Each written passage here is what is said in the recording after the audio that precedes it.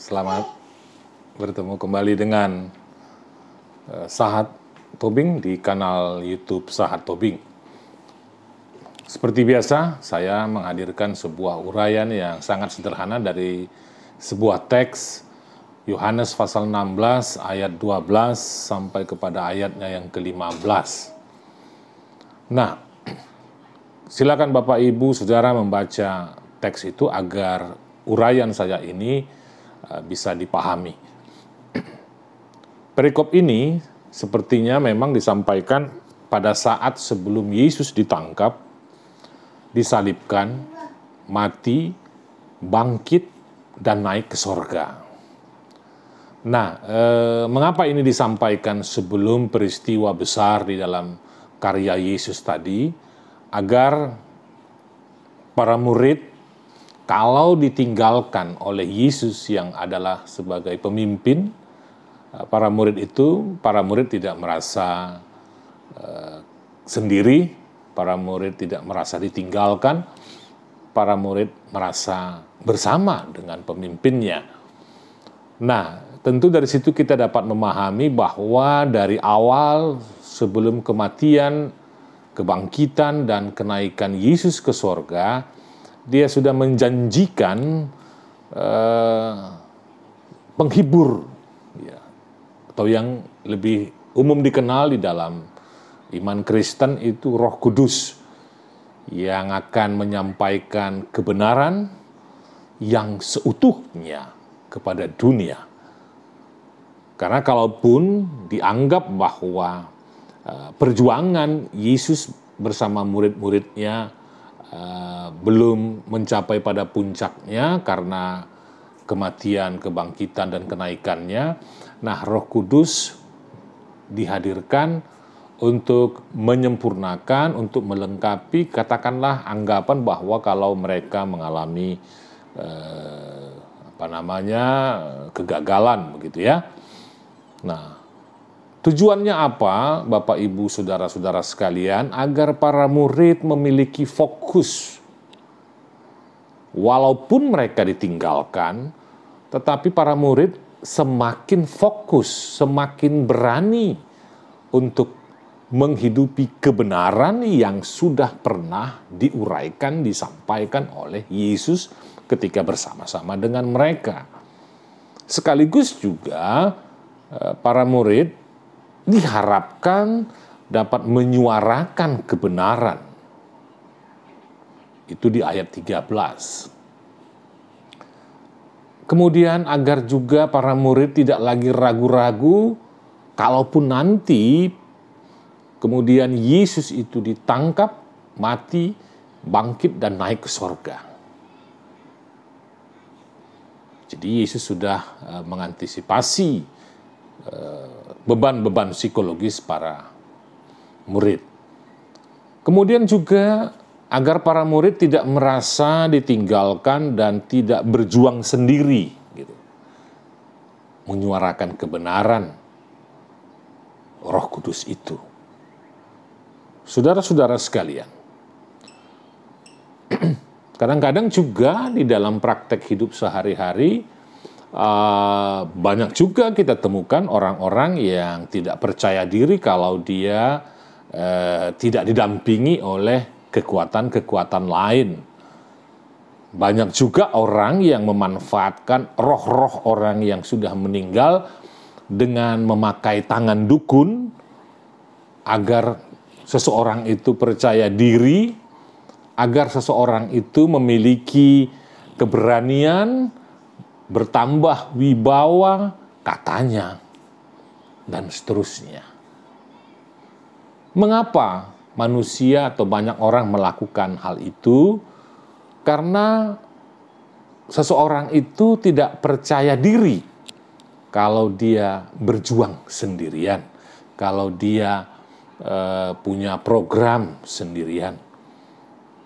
Nah, tentu kalau saya ditanya cara-cara memanfaatkan jasa-jasa dukun dan meminjam roh-roh orang yang sudah meninggal itu agar seseorang itu percaya diri, memiliki keberanian, bisa jadi lancar bicara dan seterusnya, Menurut saya itu tidak dapat dibenarkan. Mengapa tidak dapat dibenarkan? Ini adalah bagian dari bukti kita menghujat, bukti seseorang menghujat Roh Kudus itu, karena dia tidak begitu yakin pada kebenaran Roh Kudus itu. Maka, saudara harus ingat, menghujat Roh Kudus tidak dapat diampuni. Jadi jangan lagi meminjam jasa-jasa dukun dan memakai roh-roh orang yang sudah meninggal, karena berarti Anda tidak begitu yakin dan percaya kepada dirimu sendiri dan tidak begitu yakin akan kebenaran Roh Kudus. Nah, selanjutnya, saudara-saudara sekalian, Yesus juga ingin menegaskan bahwa antara dirinya dengan Roh Kudus itu adalah sesuatu yang tidak dapat dipisahkan. Mengapa tidak dapat dipisahkan? Karena Roh Kudus itu adalah bentuk kehadiran Yesus sesudah kematian, kebangkitan, dan kenaikannya ke sorga. Ayat 15. Ya. Kehadiran Yesus dalam bentuk roh yang disebut dengan Roh Kudus, itulah yang ingin disampaikan kepada para murid, agar para murid Yesus itu percaya diri dan yakin pada kebenaran yang ingin diperjuangkannya. Jadi, bukan sesuatu yang terpisah atau dalam pemahaman banyak orang tentang Trinitas, Tritunggal, seolah-olah terpisah, tetapi saya mengatakan tidak dapat dipisahkan karena Roh Kudus adalah bagian dari diri Yesus, bagian dari perwujudan kehadiran Dia sesudah Dia mengalami kematian, kebangkitan, dan kenaikan, dan bentuk kehadirannya adalah Roh Kudus, yang adalah rohnya juga. Bapak, Ibu, saudara-saudara sekalian, kebenaran apa yang ingin disampaikan? Tentu, kebenaran yang ingin disampaikan oleh para murid yang dipesankan oleh Yesus bukanlah kebenaran yang mewakili penguasa.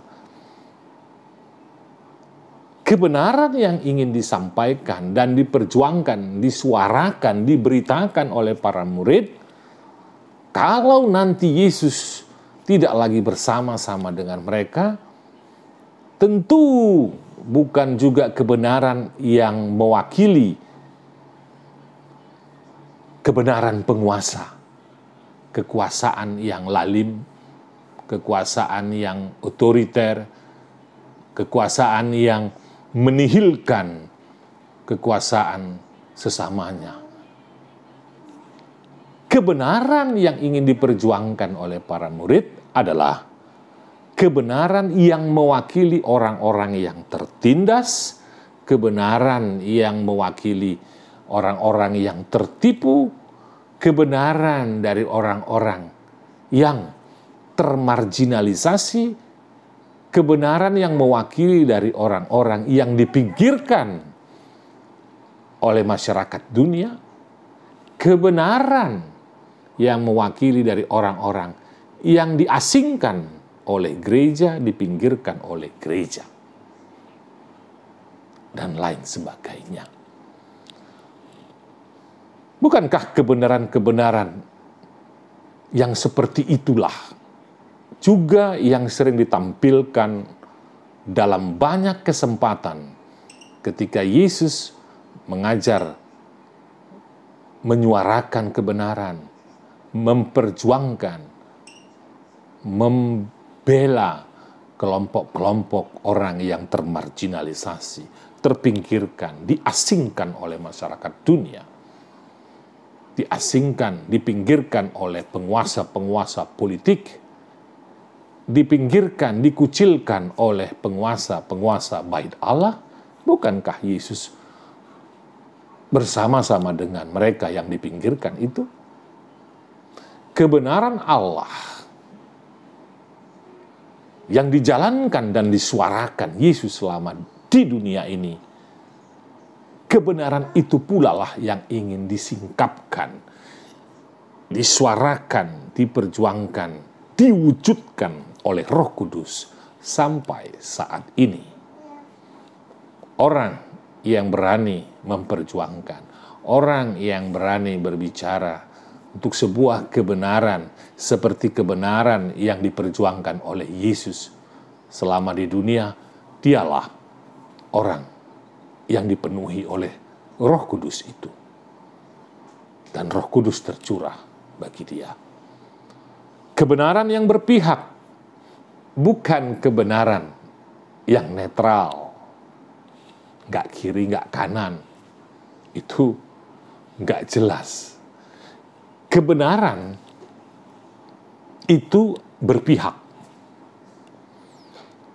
Kebenaran bukan tidak berpihak. Kebenaran jalan tengah atau kebenaran di dalam zona nyaman. Ini bukan sebuah perjuangan dan bukan sebuah keberpihakan dan bukan memperjuangkan kebenaran yang hakiki itu. Keberanian menjadi penting.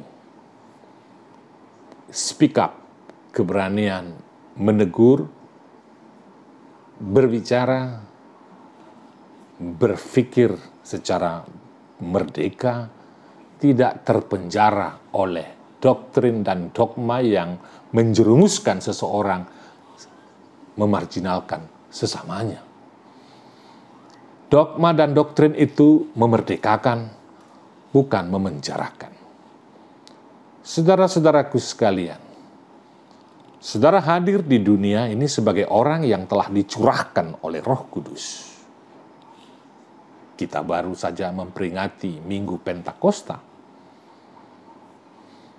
Maka pesan utamanya adalah bagaimana saudara meneruskan, mengimani, dan mengenal posisi, berani berpihak kepada orang-orang yang teraniaya, berpihak kepada orang-orang yang terpinggirkan, berpihak kepada orang-orang yang dikucilkan oleh masyarakat dunia, dikucilkan oleh norma-norma masyarakat, dikucilkan oleh gereja. Kepada merekalah kita berpihak. Karena itulah kebenaran yang hakiki. Ketika ada yang dikorbankan, maka kita berpihak kepada orang yang dikorbankan itu. Saudara-saudaraku sekalian, berpihak kepada orang-orang yang dikorbankan, teraniaya, terpinggirkan, baik oleh masyarakat dunia, masyarakat di sekeliling kita. Jangan-jangan kita juga ikut mengucilkan sesama kita. Maka roh kebenaran, roh penghibur, ada pada orang yang kita kucilkan, ada pada orang yang kita singkirkan, ada pada orang-orang yang termarginalisasi itu. Yesus, Roh Kudus, yang adalah bagian yang tidak terpisahkan dari jati diri Yesus itu, mendorong setiap orang untuk memiliki keberanian berjuang. Roh Kudus itu yang berkarya saat ini, sama seperti ketika Yesus berkarya di tengah-tengah dunia di masa lalu. Dan karya Yesus itu terus berlanjut sampai saat ini. Dan Roh Kudus berperan di situ. Roh Yesus Kristus yang mati, bangkit, naik ke sorga. Dan sekarang Roh Kudus itu ada bersama-sama dengan kita. Kiranya saudara-saudara sekalian memiliki keberanian, karena di dalam dirimu ada roh kebenaran. Jangan padamkan roh kebenaran. Roh kebenaran tidak ada pada penguasa yang lalim dan jahat. Kiranya Tuhan bersama dengan kita memiliki keberanian itu, karena roh kebenaran itu ada di tengah-tengah kita. Kiranya Tuhan memberkati kita. Amin.